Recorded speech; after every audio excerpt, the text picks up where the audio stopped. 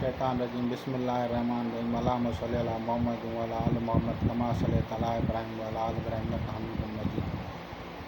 अल्लाहुम्मा बारिक अला मुहम्मद व अला आलि मुहम्मद कमा बारकता अला इब्राहीम व अला आलि इब्राहीम इन्नका हमीदुम मजीद। औज़ु बिल्लाहि मिनश शैतानिर्रजीम बिस्मिल्लाहिर्रहमानिर्रहीम। जैसा कि मुरब्बा नक्श जो है इसमें दोनों खसूसियात हैं, यानी बांधने की भी और खोलने की भी, और शिफाए अमराज़ों या दूसरी हाजातों सब में इसको इस्तेमाल किया जाता है। अगर नकूश या जंतर पे हाजरात होती है तो मुसल्लस के 5 खाना को डार्क किया जाता है और मुरब्बा के 16 खाना को, और इसी तरह अगर मुखम्मिस की तरफ जाएंगे तो 25वें खाने को डार्क किया जाता है। और इसके बहुत सारे और भी फ़वाइद होते हैं, लेकिन इसको अंसर के मुताबिक इस्तेमाल करें, यानी वो नक्श आतिशी हो, बादी हो, आबी हो या खाकी हो। मैंने आप लोगों को नक्श के अंसर का सही तरीका बता दिया है। जिस तरफ से भी एक का हिस्सा करीब हो उस तरफ का अंसर होगा।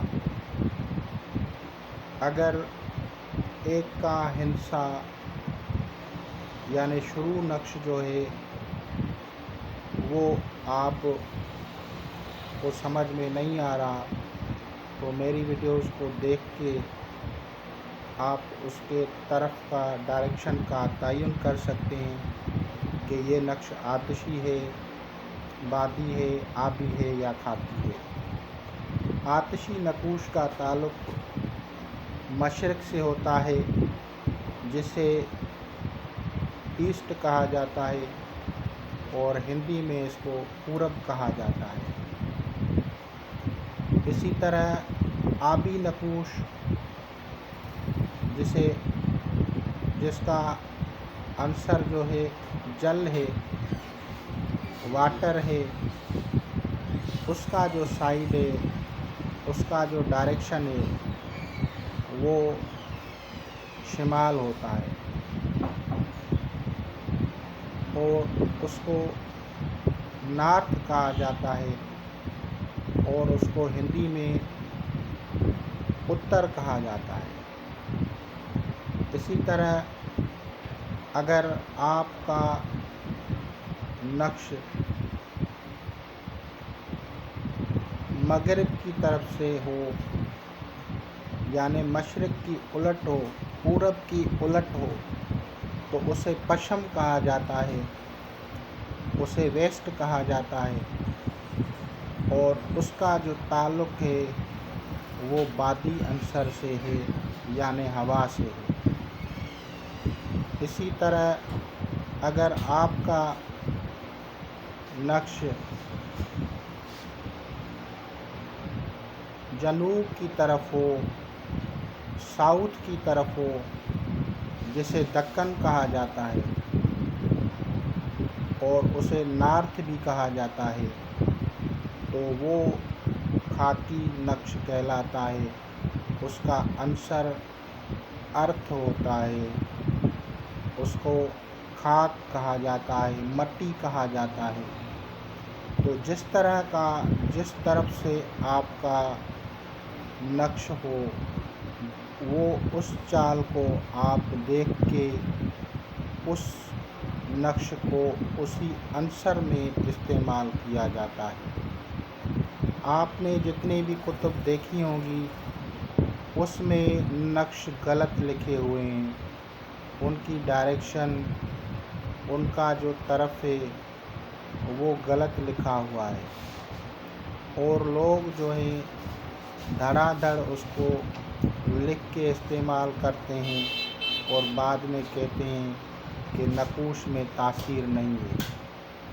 नक़ूश में तासीर होती है, और जब आप लोग उस जंतर को लिखते हैं, ज़कात अदा करते हैं, तो उस वक्त भी आप गलत डायरेक्शन की वजह से उनको गलत अनासर चीज़ों में डालते हैं, जिससे उसका फ़ायदा नहीं होता।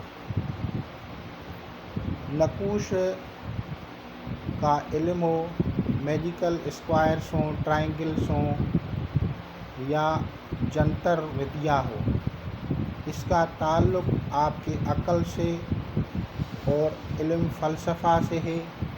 फ़िलासफ़ी आप ग्रीक आप देख लें, उसमें 4 अनासर हैं, जबकि फ़िलासफ़ी आप हिंदुज़म में 5 अनासर कहे गए हैं, यानी आकाश, अग्नि, जल, वायु, पृथ्वी।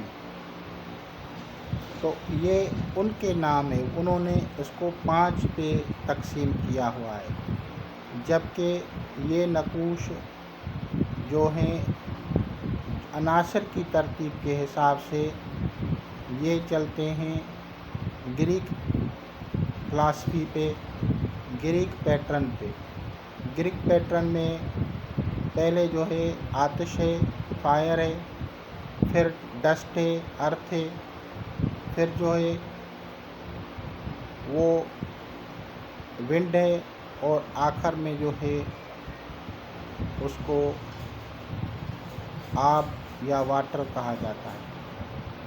तो वो तरतीब ये है। अब जब ये लोग इल्म जफ़र को उसके साथ मिलाते हैं, आयात को मिलाते हैं और तरतीब जब देते हैं, तो आधी तरतीब वो होती है, आधी तरतीब वो होती है, तो फिर इनके अमल सारे ज़ाया हो जाते हैं। और फिर लोग कहते हैं कि ये कैसे, भाई मेहनत भी होती है, लेकिन कापी भी होती है, लेकिन कापी के लिए भी अक्ल चाहिए। अगर आप नकल करते हैं तो नकल के लिए भी अक्ल चाहिए। तो जो लोग किताबों से नकल करते हैं वो पहले देख लिया करें कि लिखा क्या हुआ है और उस अमल के शराइत क्या हैं। तो इसी तरह से मुरब्बा नक्श हो या मुसल्लिस हो, उनके अपने अपने फ़वाइद और अपने अपने इस्तेमालात होते हैं। मुसल्लिस का ताल्लुक़ सयारा ज़ुहल से है और मुरब्बा का ताल्लुक़ सयारा मुश्तरी से है, और दीगर नक़ूश भी हैं जो कि इनके ही मिलाप से या इन्हीं की तक़सीम से होते हैं। जितने बड़े नक़ूश होंगे उनको आप या मुसल्लिस में तक़सीम करके भरेंगे या मुरब्बा में तक़सीम करके भरेंगे, बात एक ही है। पहले आप इन 2 किस्म के नक़ूश को प्रैक्टिस में लाएँ, तो आप लोग आगे इसको इस्तेमाल कर सकते हैं। क्योंकि मेरा काम जो है अक्सर नक़ूश भरना नहीं है, तो मैं इसको इस्तेमाल कम करता हूँ। मेरा जो है ख़ास जो है वो इसमें आज़म का विर्द होता है। और दूसरी चीज़ों का वक्त ही मुझे कम मिलता है। लेकिन आप लोगों के शौक़ को देखते हुए मैंने नक़ूश के इल्म को थोड़ा थोड़ा आप लोगों को समझाने की कोशिश की। तो इंशाअल्लाह ताला अज़ीज़ आप लोग इससे इस्तिफ़ादा करेंगे। खुदा हाफ़िज़। हर खाने में आपको उतने एदाद बढ़ा सकते हैं और उसका फार्मूला जो मैंने बताया कि मिसाल के तौर पे 786 है। अगर हम इसमें से 60 निकालना चाहें तो ये फिर हम हर खाने में 2 का इजाफ़ा होगा, यानी 30 बराबर 1 कर दिया इस तरह से। तो 86 से ये 6 हो गया और 8 से ये 2 और ये 7। इसको फिर हम डिवाइड करेंगे 4 पे, तो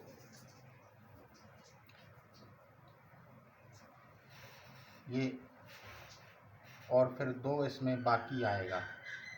यानी अगर हम इसको तकसीम भी करें तो कसर आएगी 2 की, इस तरह से। अब मैं आपको फॉर एग्ज़ाम्पल समझाता हूँ, आप इसको समझिए। अगर 786 को हम 30 से तकसीम कर 30 माइनस करके भरते हैं तो कोई कसर नहीं आती।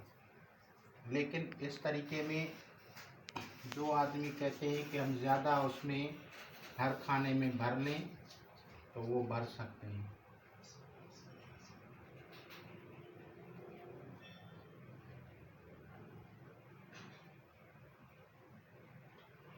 ये खाना नंबर है।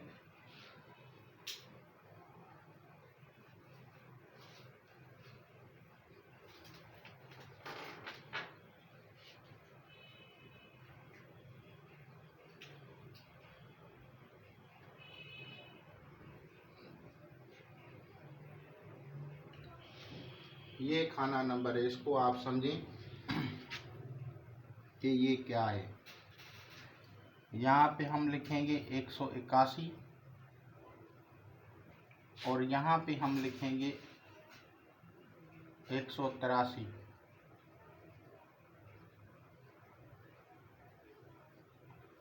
अब हम देखेंगे कि एक अगर कसर आएगी तो फिर 9 खाने में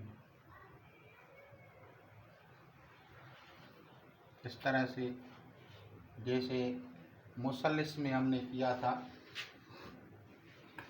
कि 9 खाने टोटल थे, उसमें 1 का इजाफा किया तो 10 हो गए। और जो सिंगल आता था उसमें से, यानी अगर 2 कसर आती थी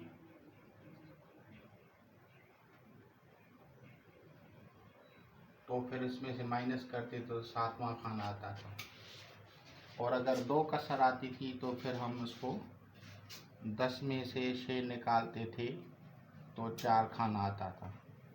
तो इसी तरह इसके जो टोटल खाने हैं वो 16 हैं और 16 में 1 का इजाफा करेंगे तो 17 होगा और 17 जो कसर होगा उसको हम इससे ज़रब देंगे तो ये 8 हो गया। तो 17 से 8 निकालेंगे तो 9 खाना हो गया। तो हम जो है 9 खाना में यहाँ पे जो है कसर डालेंगे, बाकी उसी तरतीब से भरेंगे।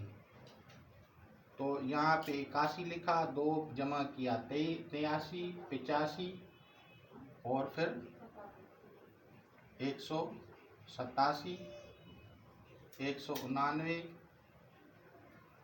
191, 193 और 195। अब यहाँ पे जो है 2 की जगह पे 3 जमा करेंगे तो यहाँ पे होगा 198 और फिर यहाँ पे आएगा, फिर वही 2 जमा करेंगे 200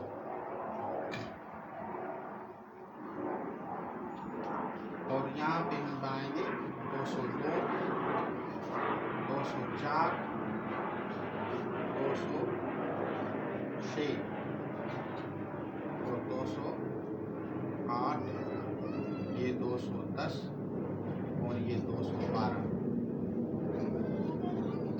से करने से आप जितना भी हर खाने में बढ़ाना चाहते हैं वो अगर 5 बनाएंगे तो 150 माइनस करना पड़ेगा, 90 माइनस करेंगे तो 30 बराबर 1 है, तो फिर 3 बढ़ाएंगे हर खाने में।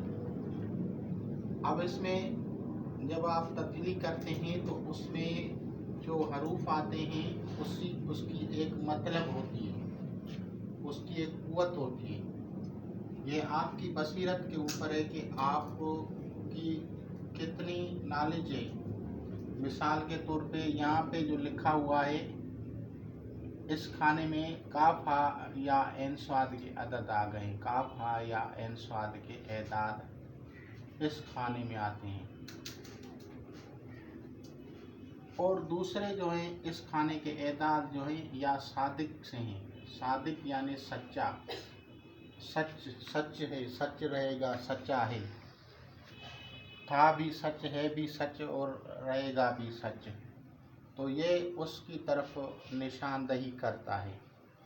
इसी तरह जब हम आते हैं 200 की तरफ तो ये या मुनैम के एदाद है, मुनैम यानी इनाम देने वाला।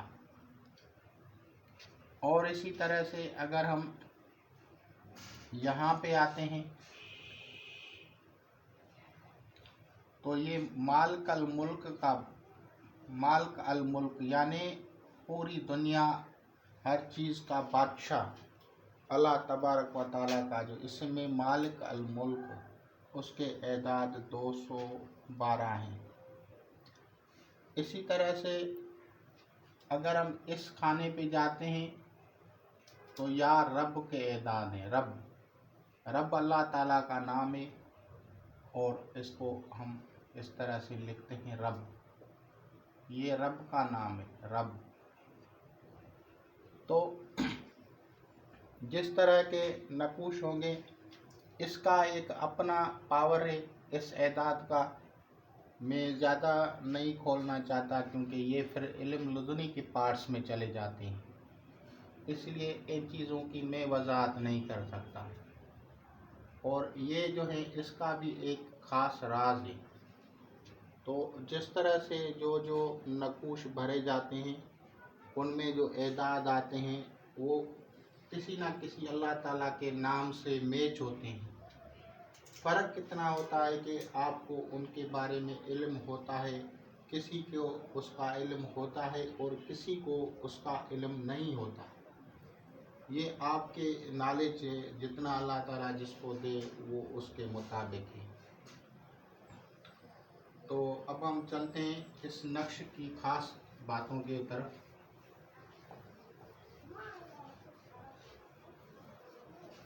कसर अगर आती है नक्श में तो एक के अगर कसर आती है तो 13 खाना, और 2 कसर आती है तो 9 खाने में, और अगर 3 कसर आती है तो 5 खाने में 1 का इजाफा किया जाता है। जिस खाने में कसर आएगी जितनी, उस हिसाब से आपको उस खाने में एक सिर्फ एदाद बढ़ाना पड़ेगा, नंबर 1 बढ़ा दिया जाएगा। इसी तरह दूसरा पार्ट है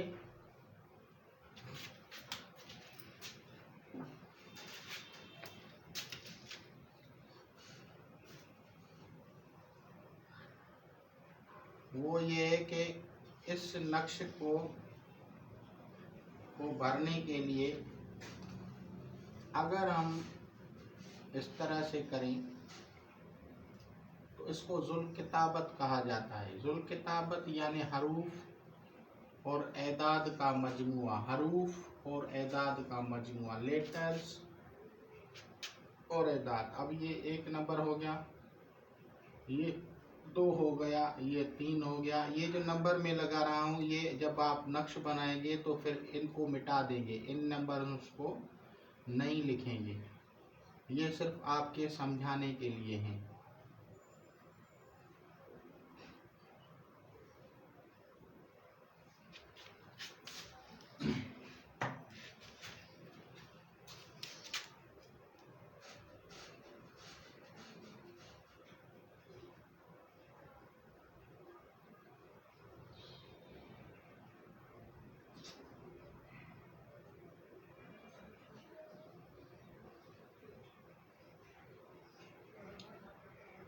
नक्श को हिंदी में जंतर कहा जाता है। ये जंतर का इल्म है, यानी जंतर को किस तरह से बनाया जाता है, ये उसका इल्म है।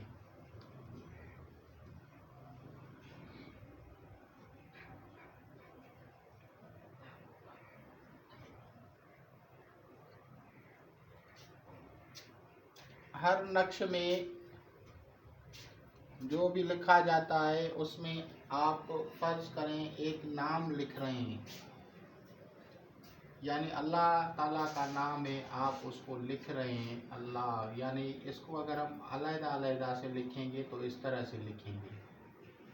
अगर हम चाहते हैं कि जुल किताबत नक्श बनाएं तो फिर हम इसको यहाँ पे लिखेंगे अलिफ, ये लाम, ये लाम, ये है, ये हो गया।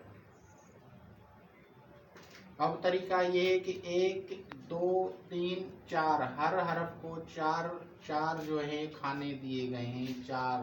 तो 1 यहाँ पे लिखा तो 2 यहाँ पे लिखेंगे, 3 यहाँ पे लिखेंगे, 4 यहाँ पे लिखेंगे।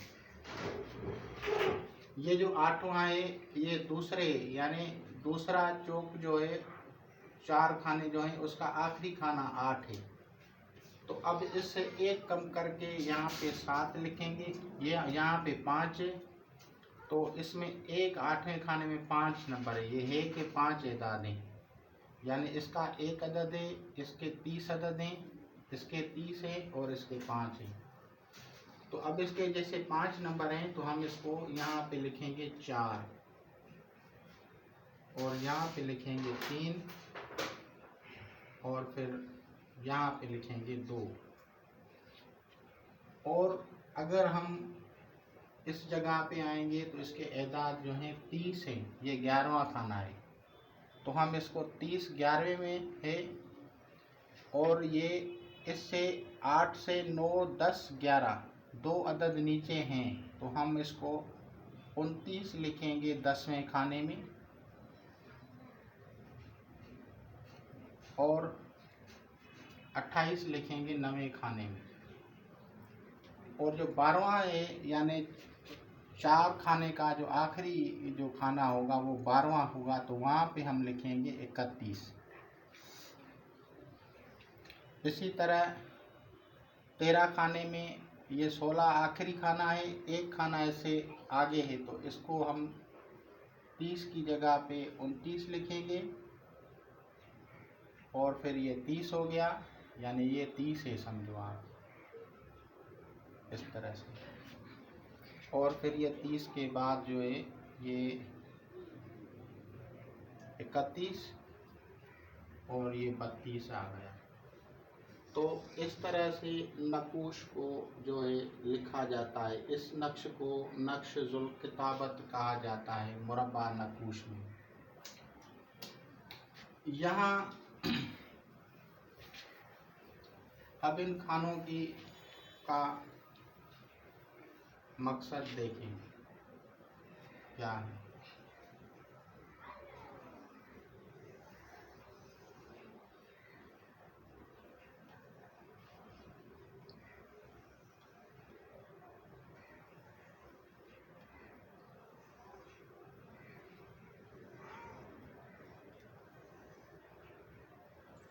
जब भी नक्श मुसल्लिस को भरा जाता है 9 खाना को, अगर 9 खाने पे हाजरात की जाएगी तो ये बीच वाला जो खाना है इसको डार्क किया जाता है, इसको डार्क किया जाता है इतना। ये हाजरात होती है, जब हाजरात होती है तो दूसरे खानों में एदाद लिख के जब इस आखिरी खाने में एदाद लिखेंगे तो फिर इसको हम डार्क कर देंगे इस तरह से, ठीक है। और फिर इसके ऊपर हाजरात होती है। इसी तरह जब 16वां खाना होता है मुरब्बा का, तो अगर इस पे हाजरात करनी होती है तो फिर इसको डार्क करेंगे, हम इसको डार्क करेंगे। और इस जगह पे देखने के लिए उस आदमी को कहा जाता है जो हाजरात देखता है। तो उसको इसमें जो है नज़र आती है। ये दो काम होते हैं इस ख़ास जो आखिरी खाना होता है उसका ये फ़ायदा होता है 16 खाने में, और मुसल्लिस में 5वां खाना होता है। दूसरी बात ये है कि अगर नकूश को जब भरा जाता है तो अगर इसको आप तालिब का नाम लेंगे, यानी जो जिसका तालिब है, तो वो उसके एदाद यहाँ पे आएंगे, और जो मतलूब होगा उसके एदाद यहाँ पे रखे जाते हैं। अगर आपको इन चीज़ों का पता होगा तो फिर आप जो है उनको समझेंगे। पहले 4 खाने में तालिब रखेंगे, दूसरे 4 खाने में, पहले 4 खाने में तालिब, दूसरे में जो है इस्म, यानी पहले 4 खाना, फिर 8 खाने तक जो है ये जो है इस्म, और फिर जो है तीसरे जो 4 खाने होंगे उसमें आयत, और जो चौथे 4 खाने आएंगे उसमें मतलूब। इस तरह से इसको भरा जाता है।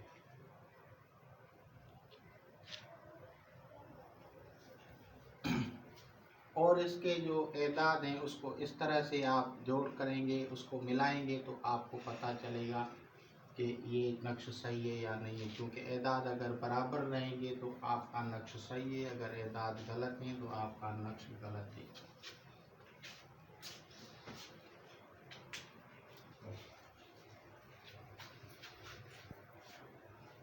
मज़ीद समझेंगे कि मुरब्बा को कैसे भरा जाता है। मुरब्बा में नक्श मुरब्बा, मैजिकल स्क्वायर,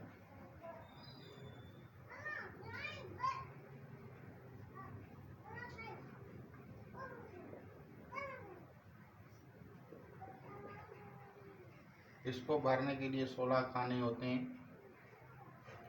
अदद माइनस वाला जो अदद है -30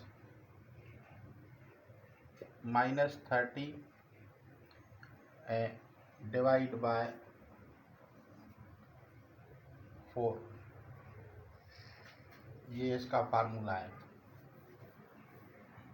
अब अगर हम चाहें कि 200 को नक्श मुरब्बा में भरना चाहते हैं,